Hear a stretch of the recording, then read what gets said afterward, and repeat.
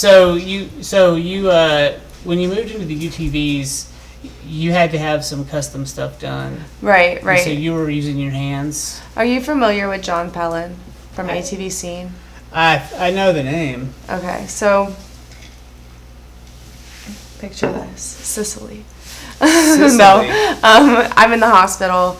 I had been injured for a week and a half by this time, 2 weeks. And John Pellin reaches out to me and he's like, hey, if I could get players on board and get somebody to build some hand controls, would you want to race in a single seat ace? And I said, yeah, duh.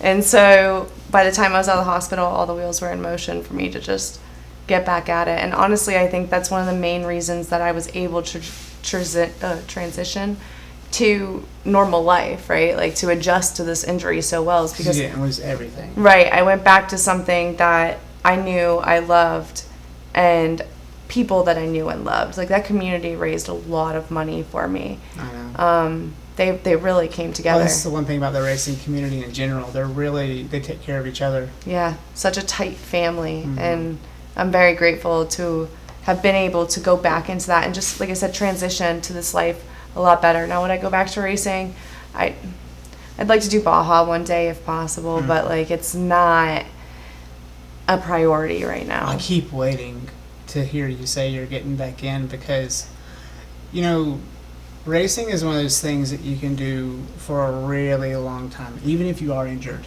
Yeah. You know, like people, you know, with MS race, people with, you know, they find ways to keep going. And I keep waiting. I had a long conversation with Zach Pabin one time because, like, they were like kind of questioning you a little bit. And I said to them, I was like, listen, you guys, you need to understand. If Jessie gets her ride back, she's gone. That's where she's gonna be. She's a racer. I know these types of people. Because that's just, and you know.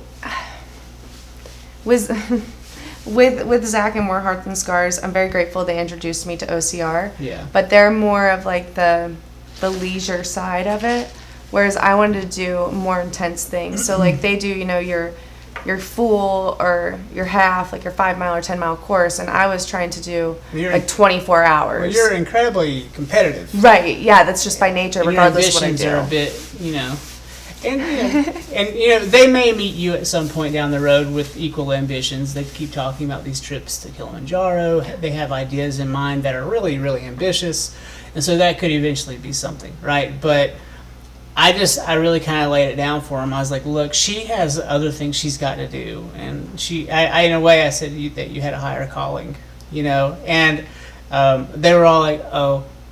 And I was like, I didn't mean to burst their bubble, but it's like, you got to understand, you know, I see More Heart Than Scars as like a transitional space for people who are healing to come in and go out. Yeah. Some stay for a long, long time. Some become some become it. Right. But then others, you know, come in, they heal, and they move on. And you were, in a way, you know, I think more or less, you kind of seemed like a camp counselor for others while you were there when you were working. And you were coaching and you were explaining why, you know, hey, don't do it this way because it's going to freak me out when we were out on the track that one day. Yeah. And now it's so cool because I'm actually training and preparing for my third World's Toughest Mudder. And so to go from, you know, that to a 24-hour nonstop course, and like this year I'm ready to go nonstop because every year the cold has taken me out, and my team and I like quit the last time, and my team, I literally started with 6 people and finished with 3. How cold was it? We were in Georgia that year and it got down to 28 degrees in and out of water. Okay, and so it was just too much eventually. Yeah, so I kind of went hypothermic. Well, the cold here is different. It gets in the bones. Yeah. Well, the humidity and all that. The next one's in Vegas, and the desert cold is it is brutal. If you can't stay hydrated. Yeah. At night, yeah. But I wear the camo pack. I keep a Foley catheter in, and I'm mentally ready this year. I mean, I took 2 years off, so I've been just mentally growing since then, and I'm a hell of a lot different person from 2018 to now. What have you been doing to train? I take cold showers.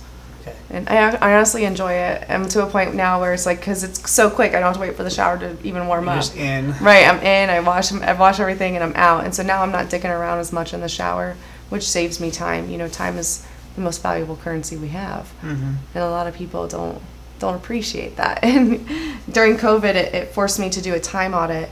And I truly spend a lot of time of my day being paralyzed, dedicated to being paralyzed between transferring, going to the bathroom, getting my pants up and down, taking a shower, working out, getting up and down stairs. It takes my lift an entire minute to get upstairs. Mm-hmm. That adds up if I go up and down 5-6 times. I'd be choosing very comfortable clothes. Oh yeah, I typically don't wear pants. It's like what are jeans? Right? I don't wear pants when I'm at home. Yeah. I wear a sports bra and a pull up and I call it a day. Yeah, that's really funny.